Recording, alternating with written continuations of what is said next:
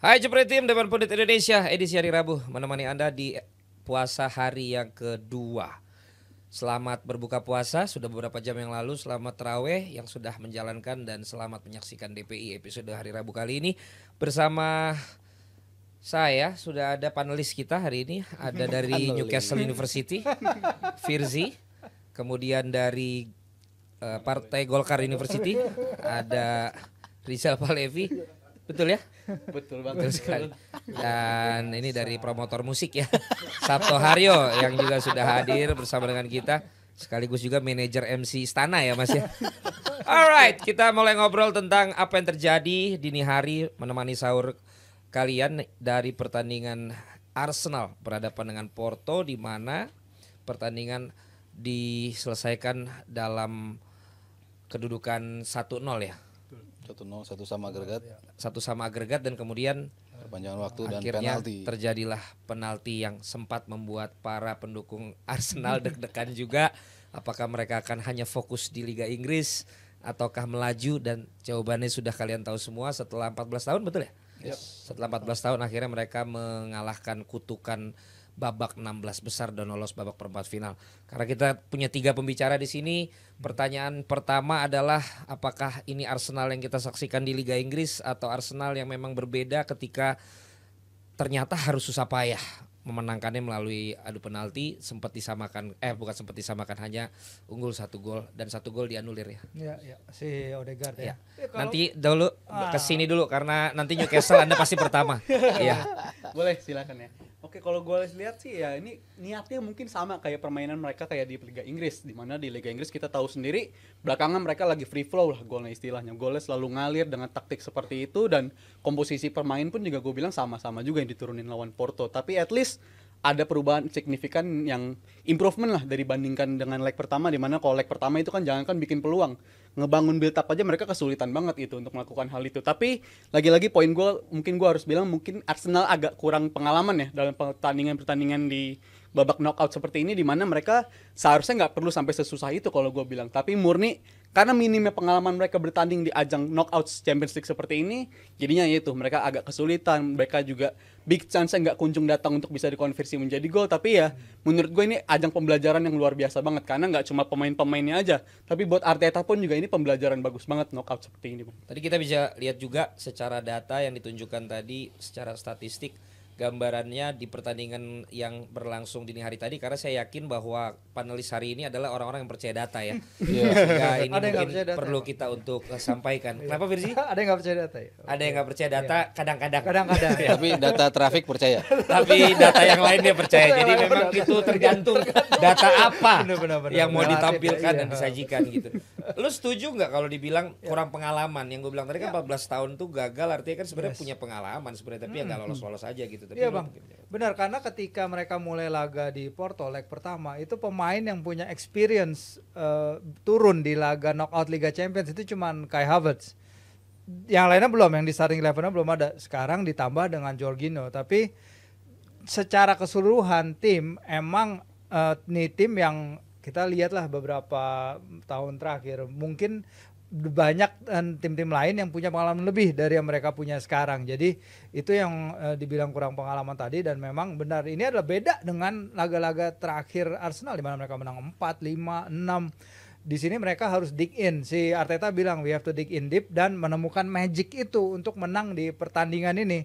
Dan magic itu ya datang dalam bentuk pertama operannya si operan line breakingnya Martin Odegaard yang benar-benar keren banget. Dan selain itu memang susah banget bagi mereka untuk mecahin 4-5-1 low blocknya si Porto yang dikawal oleh Pepe yang luar biasa, main 120 menit, nggak tahu deh umurnya segua itu 41 itu. Yep. Gua aja kalau naik eskalator sekarang udah ngos-ngosan. Kalau sekarang dia bisa main 120 menit seperti itu, concentration tinggi, berapa kali dia mau mencegah lawan menjaga kedalaman timnya, menjaga koordinasi timnya bagus banget. Tapi pada at the end of the day memang adu penalti juga gue lihat walaupun emang tim ini mungkin lacking experience, tapi experience itu mereka ganti dengan passion yang luar biasa. Karena begitu lihat Martin Odegaard maju untuk ngambil penalti pertama, dia nunjukin passion yang besar banget di depan para fans, tendangannya pede banget dan itu kelihatan di semua penendangnya. Arsenal juga keren-keren sih adu penalti kemarin. Tapi kadang kan kalau lo banyak experience, banyak kegagalan malah bisa jadi itu beban. Ketika experience-nya nggak terlalu banyak malah kayak nothing tulus gitu. Emang sebegitu pentingnya experience yang dikatakan mereka berdua menurut lo Mas Aryo? Penting kalau kita bicara DNA Eropa ya, terutama Liga Champion. Kan gue selalu sempat debat juga kan sama Justin, kan gue bilang ini experience mereka di Liga Champion agak suwe nih. Kan Justin berkilah bahwa ini timelinenya udah beda nih, pemainnya beda, pelatihnya beda segala macam. Cuman kan di era kesuksesan Wenger pun mereka tuh sering gak lolos juga ke 16 besar kan, berarti kan emang mereka seperti nggak dibuild untuk main di Liga Champion gitu. Beda kalau kita bicara Madrid, kita bicara tim-tim yang emang udah ngelotok lah di Liga Champion, mau apapun bentuk permainannya toto lolos aja mereka gitu. Nah Arsenal tuh ya tadi Firzi bilang they need to dig deep jauh lebih untuk bisa mencari sekedar peluang aja gitu. Kalau ngelihat dari permainan, pendekatan Porto emang agak sedikit berbeda ya. Mereka agak lebih low block di pertandingan kali ini. Di pertandingan pertama kan mereka lebih berani untuk maju, defensive line-nya agak sedikit lebih tinggi dibandingkan kemarin. Kalau kemarin betul-betul mereka ngincar counter. Ada yang bilang mereka nggak mau untuk terlibat dalam permainan. Tapi nggak juga, mereka emang betul nge-set up gamenya seperti itu. Arsenal dibuat susah untuk berbuat kreasi yang emas lah. Big chance-nya tuh nggak bisa di-create oleh Arsenal ya. Karena memang double cover PP siapa itu selalu membuat Arsenal tuh nggak bisa membuat pas yang bagus, nggak bisa membuat execution yang bagus. Itu memang game plan-nya dari Porto seperti itu. Emang terakhir pun kelihatan banget bahwa kayaknya mereka yang ingin ngincar adu penalti deh. Yang di saat terakhir sebetulnya mereka punya peluang untuk nyerang, bola out harusnya bisa dilempar lebih cepat untuk ini, tapi enggak, dilama-lamain. Emang mereka ngincar adu tendangan penalti ya. Tapi ya pahlawannya sih menurut gue ya David Raya ya. Di pertandingan kali itu semuanya benar tebakannya, walaupun ketepis tapi menjadi gol yang dua tendangannya. Tapi ya suatu bukti bahwa ya ini emang kenapa Arteta ngambil kiper ini, ya memang dia siap dari adu penalti, siap dari build up, siap, dan memang jauh dari Ramsdale. Ya mungkin kalau faktor-faktor kayak gini yang nanti akan dibawa ke pertandingan-pertandingan berikut, knockout stages, balik lagi mereka deadlock. Kalau kita bandingin di musim kemarin kan Ramsdale juga yang gagal kan, ketika adu tendangan penalti lawan tim Portugal juga, Sporting Lisbon mereka gagal. Kadang-kadang mereka dipayungin juga oleh ketakutan juga bisa lolos apa enggak. Tapi kali ini adu penalti paling enggak mental block itu mereka sudah lepas. Tapi apa memang ini karena satu pertandingan ini aja atau memang menurut kalian lebih secure dengan Raya daripada Ramsdale untuk line up first 11-nya si Arteta? Ya kita lihat masalah konsentrasi ya, lagi-lagi Ramsdale terekspos kemarin ketika lawan Brentford walaupun dia melakukan juga satu penyelamatan. Ada data tentang Raya? Kalau Raya memang dari tahun sebelumnya sebelum dia datang emang metrik penyelamatan dia tuh memang banyak yang nomor 1 di Premier League bang. Ya. Tapi kalau dulu gue pernah bilang bahwa ketika Ramsdale lompat ke Raya ini bukan seperti ketika Alisson datang gantiin Karius atau misalnya Ederson gantiin si Bravo ketika itu. Tapi sekarang Raya mulai nunjukin nih bahwa mungkin emang lompatannya sebesar itu karena Ramsdale ternyata masalah concentrationnya itu berat. Nah itu tadi di adu penalti juga kelihatan. Ternyata ini Raya yang kita belum pernah lihat di adu penalti. Sebelumnya kan Brentford kita nggak pernah lihat ada Brentford adu penalti. Bahkan ini adu penalti pertama di Liga Champions sejak final 2016 ya. Real Madrid lawan Atletico kalau nggak salah. Jadi memang ini adalah kesempatan berharga, layak, dan ketika dia membuktikan bahwa dia itu tadi nembaknya benar dan penyelamatannya bagus ya. Terlepas dari para pemain Porto sendiri ketika maju mukanya gugup semua. Itu beda, itu juga ngaruh karena si pertama Odegaard kan dia menang coin toss tuh dua-duanya, dia menang sisi, dia menang penendang. Itu udah advantage banget dia milih sisi Arsenal. Dia milih nendang pertama itu udah ini banget, keunggulan banget dibandingin misalnya kalau misalnya Porto dapat di end mereka atau misalnya Porto nendang duluan. Tapi kelihatan banget penendang-penendang kemarin bagus-bagus dan pertanda bagus buat Inggris juga ya karena Declan Rice penaltinya bagus, Bukayo Saka akhirnya yang dulu kita tahu betapa dia lemah penalti di Euro 2020 sekarang bisa penaltinya meyakinkan. Lu gak bisa hanya menghakimi seseorang hanya dari satu tendangan adu penalti. Kalau sampai nanti di final itu adu penalti baru lu bisa bilang gitu. Lu harus mengedukasi dong. Jangan cuma karena dalam satu pertandingan lu bilang bahwa mereka penendang-penendang bagus sudah berguna untuk Inggris. Kayak menilai dari video MU yang itu aja yang latihan rondo. Wah. Benar kan? Tadi lu lihat apa sih? Apa Abrar? Kenapa nginget-ingetin saya 10 menit? Orang ini kita mau sampai sahur. Gile. 10 menit 10 gorengan soalnya dia tadi. Iya, gorengan. 10 gorengan tadi Mas. By the Bima. way, kita mau kasih ke kalian juga nih ya. Apa namanya? Komen. Apa sih buka puasa kalian tadi hari ini? Asik. Penting banget, Masuk, guys. masuk, Apakah masuk, gorengan masuk. atau real food? Gorengan. Yeah. Masuk. Dari ekspresi wajah Ah, ah. kelihatan. Kita tanya ke pakar ekspresi. Iya, pakar Sangat ekspresi. pakar. Kalau ngomongin Enggak, soal- gua nggak nanya itu. Oh, beda. Pertanyaan gue selanjutnya adalah ada gol yang dianulir. Oh, Apakah memang itu menurut lu tepat keputusannya? waktu initial touch gua ngiranya itu foulnya ke foul ke arah Initial kiper. apa? Initial touch, Bang. Oh, Pandangan iya. pertama gue. Tapi Oh, touch-nya ini nggak usah satu gini nih. dong. Initial touch. Gini. Lentik juga lo. Ini pertama gue tuh pas ngeliat ngiranya itu foulnya ke arah kiper ke si Diogo Costanya. Kalau ke arah Diogo Costa, gue bilang itu seharusnya nggak foul karena di era sekarang kiper udah nggak dapet protektif kayak dulu lagi. Kalau apa-apa kontak jadi gol, kiper tuh harus jadi pelanggaran segala macam. Tapi setelah gue ngeliat penjelasannya, katanya itu ada tarikan ke si Pepe, gue sih bisa menerima keputusan itu sebagai sebuah foul karena itu Pepe jelas-jelas kalau dia nggak kena tarikan, mungkin dia bisa clearance bola lebih sempurna lagi, bukan ngebuang bola langsung ke arah si Odegaard dan Odegaard bisa langsung chip. Bentar, menjadi kenapa gol. lo ketawain pendapat ini? Enggak. Tadi lu Kamu kayak nggak ketawa. ketawain. Bener bang. Kamu Itu. ketawa. Emang lo barusan ini aja senam wajah doang? Emang iya. Oh, gue kira tadi lo kayak ketawain. Iya, kan sih? Dia kayak ngetawain Kan soalnya. harus ini AU Oh, gimana gitu. lu? Prepare nih gua. Jadi akhirnya lu Ini. terima. Akhirnya gue terima karena ternyata foulnya ke arah Pepe yang mana itu mempengaruhi arah clearance dari Ini Pepe. nih ada fotonya nih Jadinya- kita lihat nih ya. Inilah Nah, nih. gajelinya. Anak-anak nih udah nungguin buka puasa nggak ada fotonya. Apa ini ini? nggak kelihatan. Nggak kelihatan. PP-nya yang gue perlu. Tapi ya itu poin gue akhirnya nggak foul dan gue bisa menerima. Tapi ya itu nggak mengubah apapun dan Arsenal pun juga peluangnya juga banyak banget momen-momen kayak gitu. Tapi Pepe emang tampil sempurna banget tadi malam dan gue juga setuju sama Mas Aryo. Mereka defend bukan cuma defend parkir bus doang. Mereka nggak selalu parkir bus. Mereka ngeladenin Arsenal gitu. Poin gue maksud gue di Arsenal di Portonya tuh defend itu. Jadi gue bilang secara performance defend mereka bagus banget Porto. Tapi juga. nggak itu foul mas. Full. Itu menurut lu foul juga. Lu juga. Bajunya kelihatan ketarik sih. Iya. Iya. Tapi kalau si McAllister tuh foul nggak?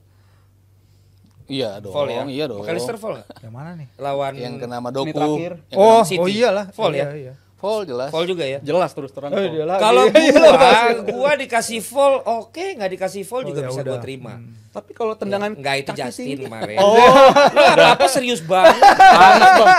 Ini poin nih soalnya hilang poin nih kalau begini nih. Ini gue tuh dulu benci banget ya mas sama Pepe ya. Maksud gue ini orang harusnya makin lebih cepet selesai mainnya karena dia ngasarin orang mulu. Harusnya kan ada karma. Lah dia malah panjang umur.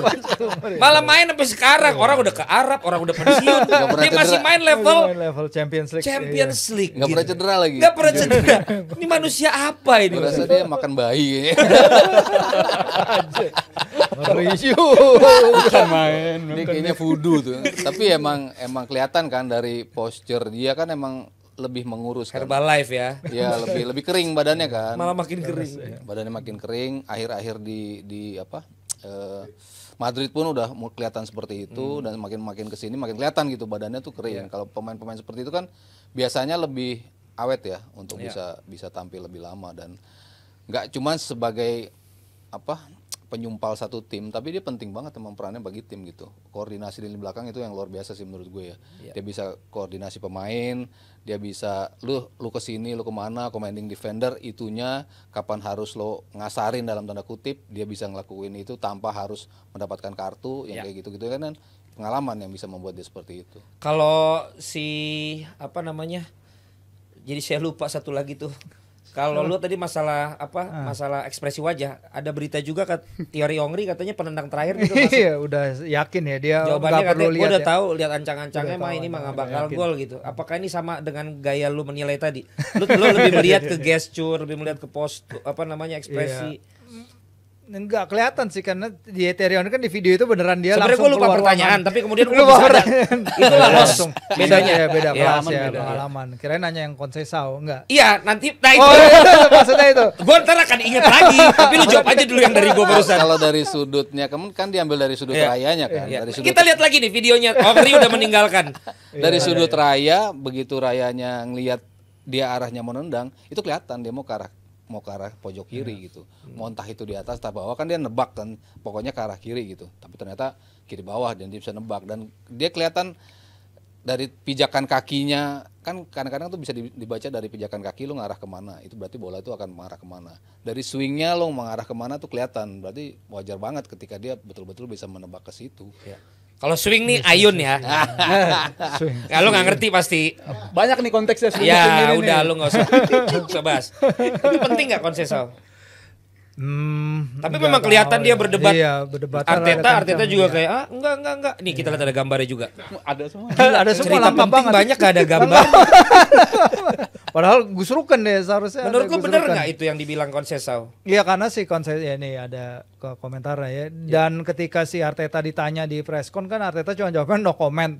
Nah ya kalau dia jawabnya cuma no comment sementara si Conceição kayak gini ya mungkin ada benernya atau mungkin dia lebay aja berlebihan karena tim PR-nya Arsenal kemudian bilang enggak ini bukan problem apa yang dikatain oleh si Arteta seusai laga.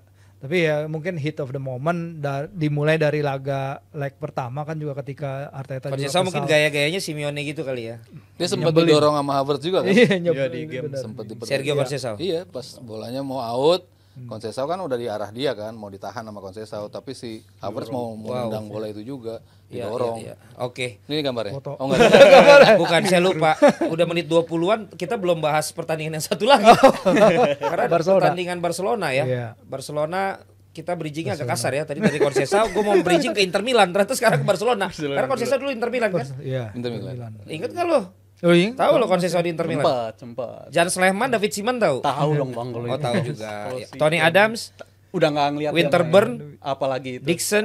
Nggak pernah ngeliat. Berarti yang main. omongan Ian Wright di TV lu nggak ini sama lo dong, nggak relate dong. Yang soal yang mana tuh? Darwin. Dia mengumpamakan Darwin itu dengan dirinya waktu ada Dixon sama Nigel nggak Winterburn. relate, nggak Ya udah, relate, lu nggak nggak bagus. Nggak nonton mereka main.